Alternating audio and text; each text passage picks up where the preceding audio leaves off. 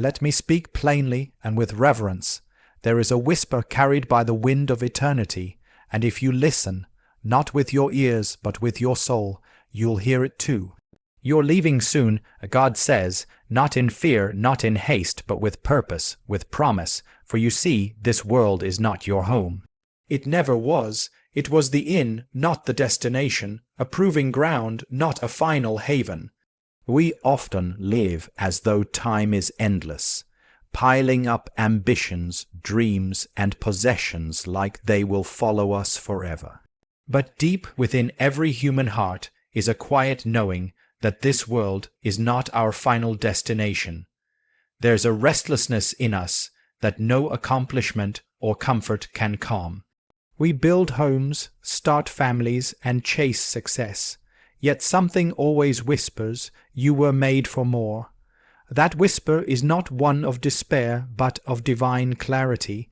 Life on earth is temporary, but every moment in it is packed with eternal meaning. This world is not meaningless or accidental. It is the soil in which eternity begins to grow. We are not here by chance, but by divine appointment.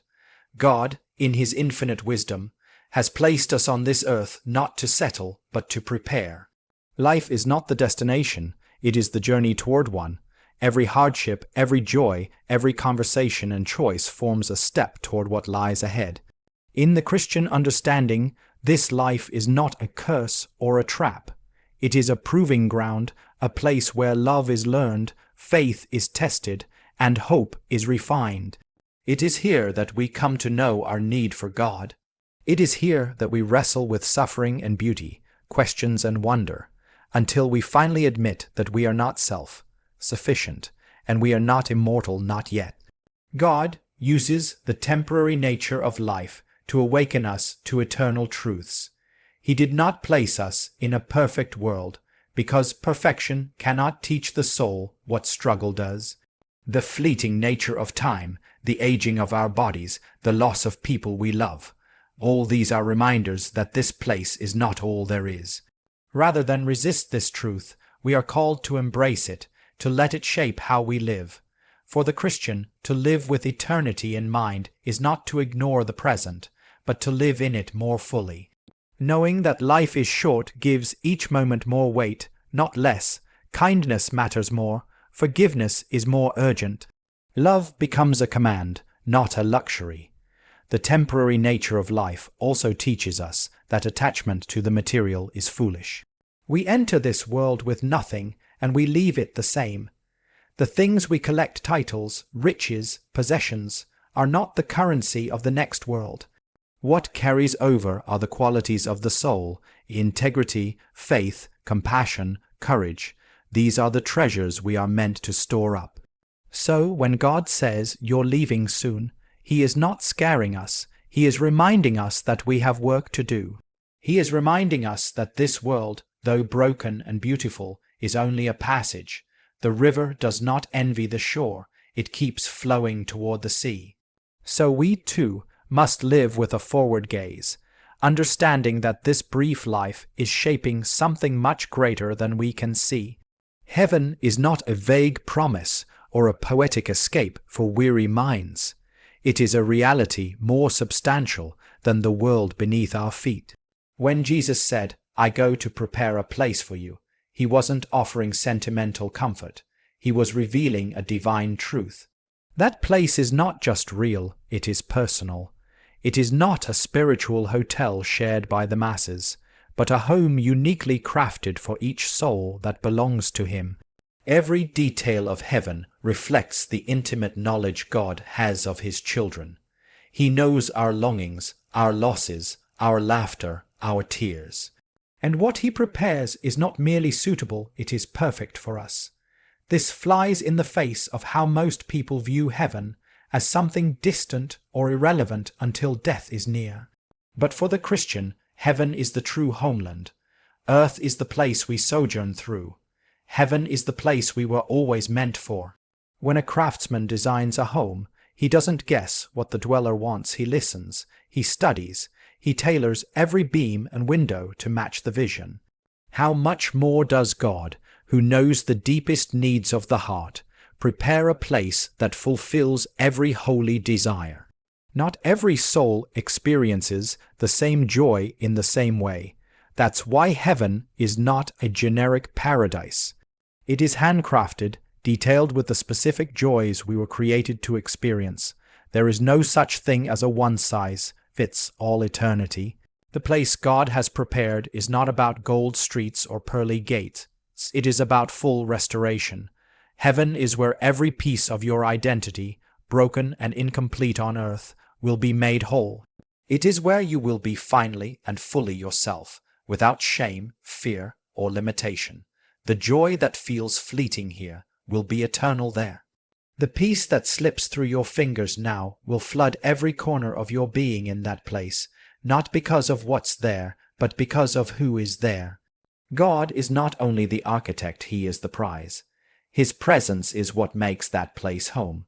To believe in a personal heaven is to believe that your life matters, that your story is known and valued. God does not forget names. He does not overlook lives. He prepares a place for each of His children because He loves them specifically, not generally. That changes how we live. When we understand that a place is being prepared for us, our journey becomes less frantic. We are not trying to build our own paradise here. We are not desperate to hold on to fading things. We can let go, we can give generously, we can love without fear, because we know what's coming cannot be lost. And when that time comes when we are called home, we will not enter a strange place. We will not arrive as guests. We will arrive as sons and daughters walking into a house that has always had our name on the door. There is a longing that lives in every human soul, a quiet ache that rises even in our happiest moments. It shows itself when a sunset takes our breath away, when a song stirs something too deep for words, or when we feel a strange sorrow at the end of a joyful day.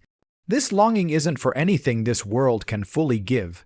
It's for something more. C.S. Lewis called it the inconsolable secret, a yearning that nothing on earth quite satisfies. We search for it in love, in beauty, in success, in belonging, but all of these things, even at their best, only give us a glimpse, a shadow of the real thing. That shadow is evidence. It is a signpost. It points us toward the place where the real joy, the full love, the lasting peace will finally be found. This longing is not a flaw in our design. It is intentional. It is the compass of the soul. God placed eternity in our hearts not to frustrate us, but to guide us. He built us for more than the temporary, and so He allows us to feel the incompleteness of this life. The home we long for is not here because it was never meant to be. Our true home is with Him, and this yearning is the spiritual memory of that place. Like the faint sound of a melody we once knew but can't quite sing, the longing draws us forward. It keeps us searching, hoping, trusting. The world tells us to be content with what we have, to find happiness in things and people. But time proves that all earthly joys fade. Relationships change, bodies age, moments pass. Even the most beautiful experiences slip through our fingers. But the soul keeps yearning. It knows something greater exists. That yearning is not weakness, it is sacred. It is what keeps us from settling for less. It is what lifts our eyes beyond the horizon. It is what makes us ask, is this all there is? And then gives us the courage to believe that no, it isn't. When we embrace this longing, rather than suppress it, we begin to live differently. We stop idolizing temporary things. We stop demanding perfection from imperfect people. We become less obsessed with control and more open to grace. The soul that remembers heaven, even faintly, walks through this world with a different posture, not as a prisoner, but as a pilgrim, not clinging, but trusting, not despairing, but expecting. The ache itself becomes a gift, a quiet assurance that we belong somewhere else, somewhere better. And when the day comes that God says, "You're leaving soon." It won't come as a surprise to the soul that has been listening to that longing. It will be like hearing your name called after a long wait, like recognizing a place you've never been, yet somehow always known. The soul will not shrink back in fear. It will rise because the ache has found its answer, and the longing has led you home. Death to many is the final curtain, the ultimate unknown, a source of fear and sorrow. But through the eyes of faith, it is none of these things. It is not the end of the story. It is the doorway into the real beginning. For those who trust in God, death is not a thief, but a messenger. It does not come to steal life, but to escort the soul into a realm where life truly begins.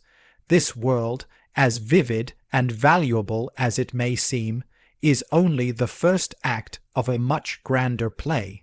Everything here, our relationships, our struggles, our triumph, is the prelude to something far more enduring and magnificent. When God says, "You're leaving soon," He isn't speaking of departure as defeat, but of arrival as fulfillment. To view death rightly is to understand that it is not random. It is not a mistake or an interruption. It is part of the design. It is the point in time when the eternal intersects the temporary and invites the soul to step into what was always promised. The fear that often surrounds death comes from the sense that something is being taken away, but for the one who belongs to God, it is not loss, it is gain. Not because we desire death, but because we believe in what lies beyond it. We believe in the place prepared for us, in the welcome waiting for us, and in the joy that knows no ending. This understanding does not strip death of its sorrow, but it removes its sting. Grief will still come, and tears will still fall, but not as those without hope. Because hope tells us that the grave is not a locked door, but a gate swinging open. It tells us that the soul does not vanish, but is carried home. And home is not a cloudy myth or wishful thinking. It is the most real place we will ever be. It is where the limitations of time and flesh fall away, and the true self steps forward into light, into love, into peace. The beauty of this truth is that it changes how we live long before we die. When we no longer fear the end, we begin to live with freedom. We make choices not from panic, but from peace. We forgive more easily, we love more deeply.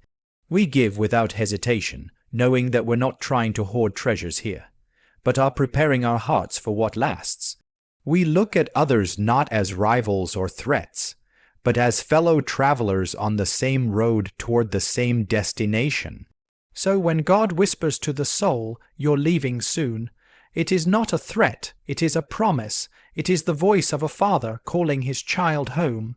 And for those who have spent their days listening, loving, and longing, the sound of that voice will be the sweetest they have ever heard, because it signals not an end, but a glorious beginning.